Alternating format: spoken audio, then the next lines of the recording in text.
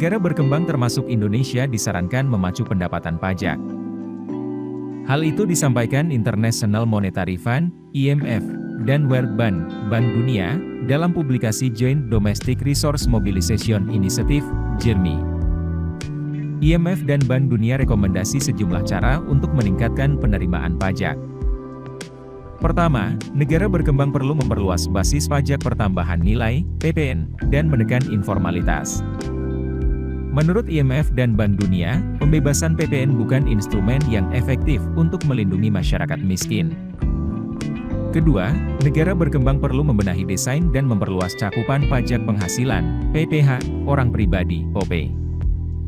Pasalnya, penerimaan PPh-OP di negara berkembang jauh lebih rendah dibandingkan negara maju. Ketiga, negara berkembang perlu meningkatkan peran cukai dalam menyokong penerimaan negara.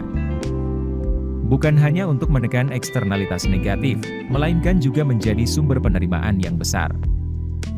Keempat, mengembangkan sistem pajak properti yang efektif demi memenuhi kebutuhan anggaran daerah.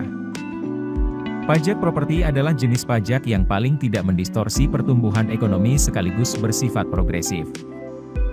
Kelima, negara berkembang perlu menerapkan kebijakan pajak khusus atas sektor tertentu. Misalnya renteks yang dapat dikenakan terhadap sektor sumber daya alam, SDA, dan sektor lain seperti kehutanan, perikanan, telekomunikasi dan perbankan. Excess profit tax juga dapat dikenai melalui perbaikan desain PDH ataupun jenis pajak khusus.